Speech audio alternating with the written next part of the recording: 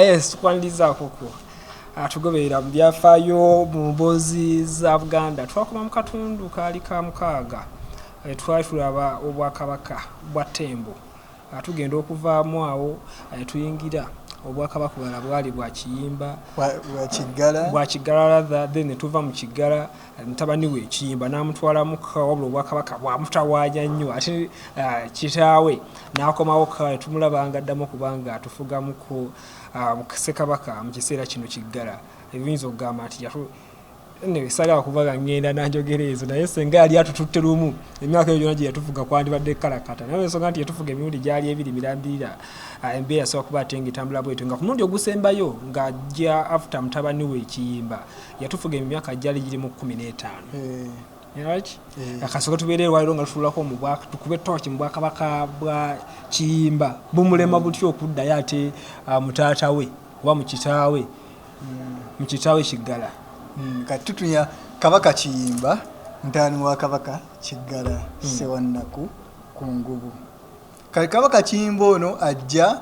olwa kitaawe okuba nti amaanyi gamuwedde naye nga kitaawe bwali naye ng'agonze kiyimba ono bw'ajja mu bwakabaka yabonaabonera ddala wakati wa 1408 kimubonyabonya kabaka teyamuyambako kumukwasa bataka bano bagamba nti kakati ono yazze mu bigere mu mukwasizeko we muti n'okumuwa ku magezi bonna baamanya naye amaanyi g'obwakabaka go galina kutambulira ag'obutonde amaanyi ge tutasobola kutegeera ffe ng'abantu obuntu obwakabaka kwe butambulira go gamanyi nti kabaka amala kukisa mukono ne galyoka gagenda eri kabaka obuyinza ne budda ewa kabaka amuddidde mu bigere kati onayita nakukisa mukono ate nawa mutabani we ne gamulemerako kati ono kiyimba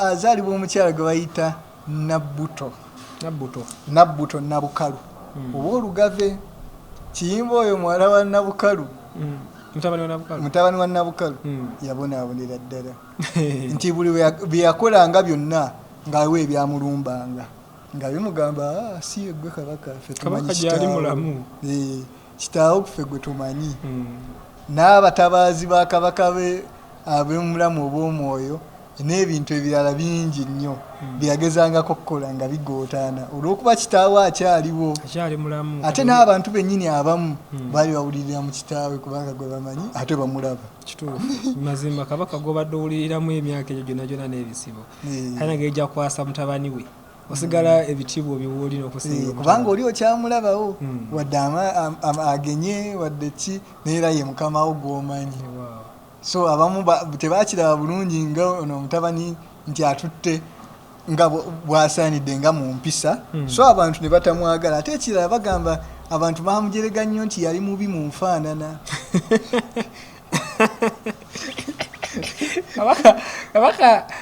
kabaka kiyimba yali mubi abantu nga bamuyita mubi nti kiwanuzibwa nti abantu bamujereganga nnyo nti yali musajja mubi nze mbadde mbiraba ennaku zino abantu nga bakwata ba pulezidenti ne bagenda nga babaliraja nti weegundi yali mubi ng'alabika bubi abantu kyebamuyogerangako jjukira ono muto ate nga jjajja kitaawe ye omukadde ate ye ng'ate bagamba musajja lugogo kwono so kiyimba kigamba nti abantu ye kabaka ndigwe basooka okuvuma enno omukadde wakusingira obulungi oba mubi so abantu kigambibwa nti bamuvumanga nnyo nti yali musajja mubi era abaganda nga bamunyooma owenkanyanya wakusingira okulabika obulungi bannange oba mmeeya waba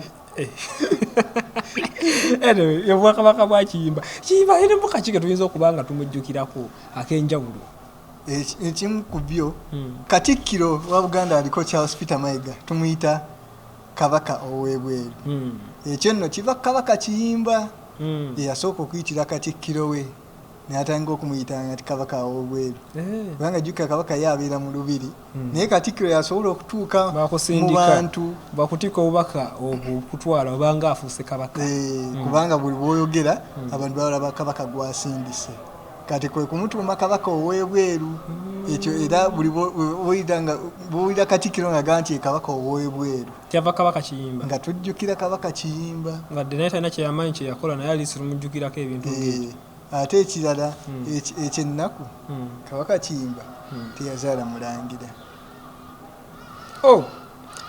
Kayima siyadda mu Ssemagulu afuta kiyimba. Kayima avaawa? Kayima nukuza tuyingira lumu Kayima kati bwe tuuka Kayima ye yali mwana w'omulangira Wampamba. Wampamba Kiggala ya muzaala? Ssekabaka Kiggala yamuzaala yali itegeeza Kayima yali muzzukulu wa Kiggala. Kabaka Kayima yali muzzukulu wa Kiggala nga mwana wa muganda wa Kiyimba. Era tewabangayo omulangira yenna alimba ensi nti aba mu kabaka Kiyimba. Omuntu amanyi teri mulangira yenna ava mu kabaka Kiyimba. Wasobola okubayo abazzukulu ba kabaka Kiyimba mu bawalabe. Tuyinza tukubira ku muntu yenna agamba nti ava mu kabaka Kiyimba nti mulangira tumukube ejjeeke ng'alimba ensi nti nva mu kabaka Kiyimba. Oyo yoola oyo mufere tebaliiyo. Bakabaka bangi abaaleka nga tebazadde bazzukulu batono naye nga gye bali. Mu bo omu ye Kiyimba. Omu ye kabaka Kiyimba. Katonda teyamuwa mukisa gwa kuzaala mutabani yenna. Era akisa omukono talina mwana talina mulangira yenna gwaleseewo. Kayima ayingirawo. Kayima kati Kayima ye omwana w'omulangira Wampamba afuga asikira kitaawe omuto Kiyimba. Kayima ono naye bagamba ye yali muzira mu Bwakabaka bwe kubanga yalwana yagezaako okugaziya Buganda. Be bamu ku balumba Bunyoro olwo. Ntalo zino zitandika ddi ez'okugaziya Obwakabaka? Kati Kayima y'omu ku bajjukirwako nnyo nti mu ntalo nti era yakisiza omukono mu lutalo. Era naye teri bingi nnyo bimwogerwako okuggyako nti yakisiza mu lutalo. Lutalo ki olwo? Mu lutalo lwali mu kifo kye bayita Nnyendo. Nnyendo tekiri mu Buddu? Buddu teyali ku Buganda? Yali Bunyoro ng'agezaako okulwana okugatta Nnyendo ku Buganda. Naye olutalo teyasobola kulwona. Abanyoro abaali eyo ne bamusinza amaanyi. Naye nga y'omu ku baatandika entabaalo ku Buddu. Afa Buddu tennadda mu mikono gya Buganda.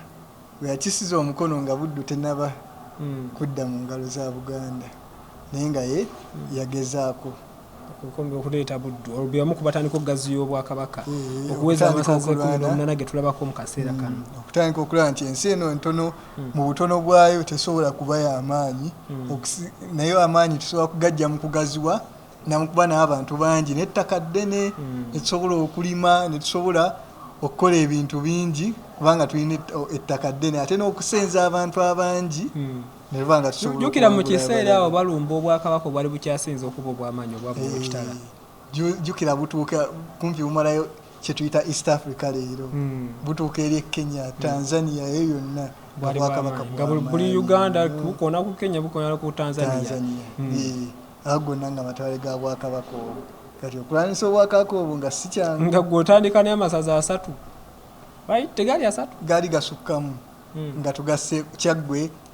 Jjukira Kabaka Kintu waafuukira Kabaka amasaza nga gagenze mu 45 kubanga Kabaka Kintu yali Kyaggwe agigasseeko. Naye nga agatandikawo yali Kyaddondo, Busiro ne Mawokota. Kale otandika n'amasaza 3 otandika olumba Obwakabaka obugazi obwenkalidde obukona ku Nsesa otulaba nti bwali buvumu bwa kika kyabwe. Bwali buvumu bwa kika kye era Kabaka Kayima kyajjukirwako. Bye Kabaka Kayima. Tujja kuba nga tutandikira awo nga tuyingira Obwakabaka bwa Nakibinge. Right? Alwo aleka ezadde ku baana abawerako Kayima. Kayima ye yazaala Kabaka Nakibinge yamuddira mu bigere nayongera okubanga ayongerayo olunyiriri okutuusa kati. Alright, tujja kubanga otandika wali tukoze katinitini ensonga ne tubali tuwogerako ebyafaayo bibadde ebigazi ennyo ekiri awo. Tujja kubanga tutandikira awo Obwakabaka bwa Nakibinge bingi naye byasobola okuba ate nga atandikawo nono nyingi ezamutandikibwako twamulaba nga yaleeta ne kibuuka okuva sayidi zeeri eri mu bizinga. Entalo zaali z'amaanyi ku side mu Bwakabaka bwa Nakibinge y'omu ku baasinga okubanga batabaala okugaziya Obwakabaka bwa Buganda buno bwe twogerako olunaku olwaleero. Mbale Disani Kyeswa ono gwe naye ye Kiberu Musaasizi Kawulu kagezi kagenda okunywa omwenge gw'obusogozi kamala kweyalira kale kamaze okweyalira Mukama batukuumire.